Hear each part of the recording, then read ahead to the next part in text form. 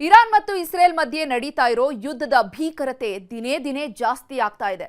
ಸರ್ವನಾಶಕ್ಕೆ ಪಣ ತೊಟ್ಟಿರೋ ಇಸ್ರೇಲ್ ಹಾಗೂ ಅಮೆರಿಕ ಬೆಂಕಿ ಮಳೆ ಸುರಿಸ್ತಾ ಇವೆ. ಇದರ ಪರಿಣಾಮ ಇರಾನ್ನಲ್ಲಿ ಮಾರಣ ಹೋಮ ಶುರುವಾಗಿದೆ.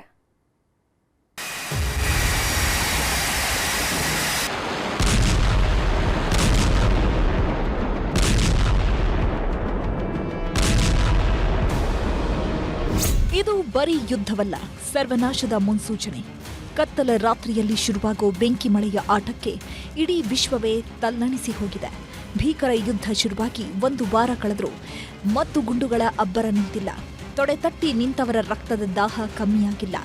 ಇರಾನ್ ಪ್ರತಿಕಾರದ ಜ್ವಾಲೆಯಲ್ಲಿ ಬೆಂದು ಹೋಗ್ತಿದ್ರೆ ಇಸ್ರೇಲ್ ಹಾಗೂ ಅಮೆರಿಕ ಏಟಿಗೆ ಎದುರೇಟು ಅಂತ ಜಿದ್ದಿಗೆ ಬಿದ್ದಿದೆ.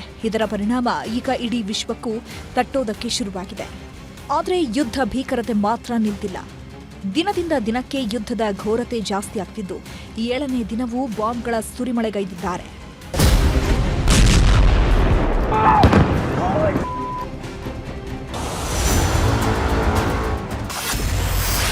ಏಳನೇ ದಿನವೂ ಇರಾನ್ ಇಸ್ರೇಲ್ ಘೋರ ಯುದ್ಧ. 3 ದೇಶಗಳ ಮಧ್ಯೆ ಎದ್ದಿರೋ ಯುದ್ಧದ ಜ್ವಾಲಾಮುಖಿ ನೋಡ್ತಿದ್ರೆ ಸದ್ಯಕ್ಕೆ ತಣ್ಣಗಾಗೋ ಹಾಗೆ ಕಾಣಿಸ್ತಿಲ್ಲ. ಸಾವಿರಾರು ಜನ ಸತ್ತಿದ್ದಾಯಿತು. ಗಗನದೆತ್ತರಕ್ಕೆ ಬೆಳೆದು ನಿಂತಿದ್ದ ಕಟ್ಟಡಗಳು ಸರ್ವನಾಶವಾಗಿದ್ದಾಯಿತು. ಹೈಟೆಕ್ ಸಿಟಿ ಅಂತ ಕರೆಸಿಕೊಳ್ತಿದ್ದ ನಗರಗಳೇ ಧ್ವಂಸ ಆಗಿವೆ. ಆದರೂ ಯುದ್ಧದ ಭೀಕರತೆ ಮಾತ್ರ ಕಮ್ಮಿ ಆಗ್ತಿಲ್ಲ. ಇರಾನ್ ಮೇಲೆ ಇಸ್ರೇಲ್ ಹಾಗೂ ಅಮೆರಿಕ ಯುದ್ಧ ಸಾರಿ ಇವತ್ತಿಗೆ 7 ದಿನ. ವಾರಾಂತ್ಯದ ಹೊತ್ತಿಗೆ ಇಸ್ರೇಲ್ನ ಅಟ್ಟಹಾಸ ಮತ್ತಷ್ಟು ಜೋರಾಗಿದೆ. ಇರಾನ್ ಮೇಲೆ ಬಾಂಬ್ಗಳ ಸುರಿಮಳೆಯನ್ನೇ ಸುರಿಸಿದ್ದು ಇರಾನ್ನ ಡ್ರೋನ್ ವಾಹಕ ನೌಕೆಯನ್ನ ಸರ್ವನಾಶ ಮಾಡಿವೆ.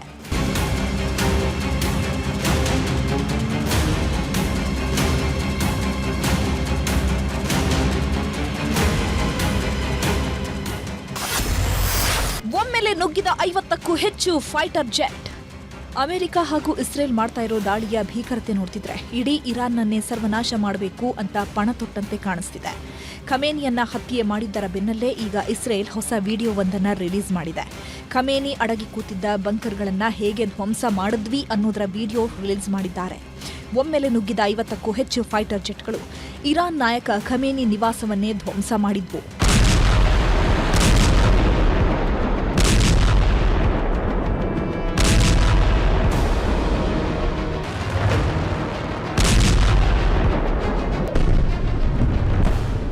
ಇರಾನ್ ಮತ್ತು ಅಮೆರಿಕ ಇಸ್ರೇಲ್ ನಡುವಿನ ಸಂಘರ್ಷ ಈಗ ಸಮುದ್ರಕ್ಕೂ ವ್ಯಾಪಿಸಿದೆ.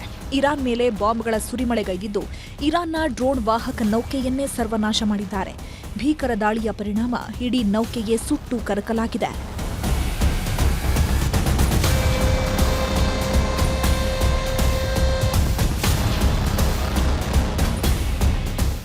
ಇರಾನಿನ ಸರ್ವೋಚ್ಚ ನಾಯಕ ಅಲಿ ಖಮೇನಿ ಹತ್ಯೆಯ ಪ್ರತಿಕಾರಕ್ಕೆ ಹಿಜ್ಬುಲ್ಲಾ ಉಗ್ರಗಾಮಿ ಗುಂಪು ತೊಡೆತಟ್ಟಿ ನಿಂತಿದೆ. ಯಾವಾಗ ಹಿಜ್ಬುಲ್ಲಾ ಕ್ಷಿಪಣಿ ಪ್ರಯೋಗ ಮಾಡ್ತೋ ಇಸ್ರೇಲ್ ಪಡೆ ಲೆಬನಾನ್ನಲ್ಲಿ ಬೆಂಕಿ ಮಳೆ ಸುರಿಸಿದೆ. ಇಸ್ರೇಲ್ನ ಭೀಕರ ವೈಮಾನಿಕ ದಾಳಿಗೆ ತತ್ತರಿಸಿದ ಲೆಬನಾನ್ ನಿವಾಸಿಗಳು ಹುಟ್ಟಿದ ಊರನ್ನೇ ತೊರೆತಿದ್ದಾರೆ.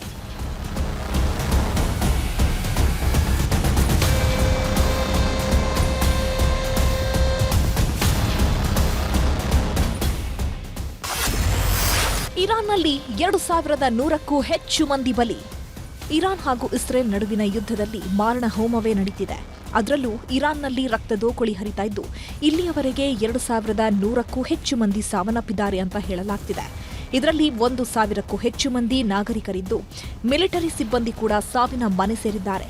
ಅಷ್ಟೇ ಅಲ್ಲ, ಇರಾನ್ನ ಕನಿಷ್ಠ 16 ನಗರಗಳು ಭೀಕರ ದಾಳಿಗೆ ತಲ್ಲಣಿಸಿ ಹೋಗಿದ್ದು ತೆಹರಾನ್, ಫರಂದ್, ಕರಾಜ್, ಮಿನಾಬ್, ಬಂದರ್ ಅಬ್ಬಾಸ್, ಅಹ್ವಾಜ್ ಸೇರಿದಂತೆ ಒಟ್ಟು 16 ನಗರಗಳು ಸರ್ವನಾಶವಾಗಿವೆ.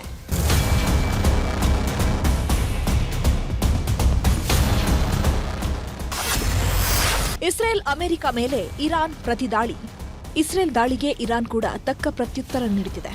ನಿನ್ನೆವರೆಗೂ 600ಕ್ಕೂ ಹೆಚ್ಚು ಕ್ಷಿಪಣಿಗಳನ್ನು ಉಡಾಯಿಸಿದ್ದು 2200ಕ್ಕೂ ಹೆಚ್ಚು ಡ್ರೋನ್ ದಾಳಿ ಮಾಡಿದ್ದಾರೆ. ಬರೀ ಇಸ್ರೇಲ್ ಮೇಲಲ್ಲದೆ ಅಮೆರಿಕ ಮಿಲಿಟರಿ ಬೇಸ್ಗಳ ಮೇಲೂ ಇರಾನ್ ಬಾಂಬ್ ನುಗ್ಗಿಸಿದೆ. UAE, Bahrain, Qatar, Kuwait, Oman ಮತ್ತು ಸೌದಿ ಅರೇಬಿಯಾದಲ್ಲೂ ಇರಾನ್ ಗುಂಡಿನ ಸುರಿಮಳೆ ಸುರಿಸಿದೆ.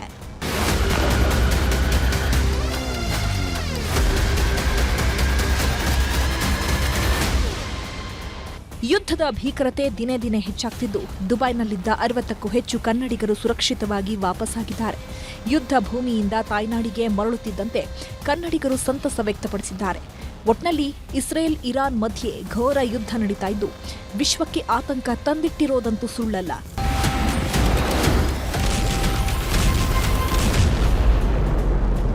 Bureau report, news 18.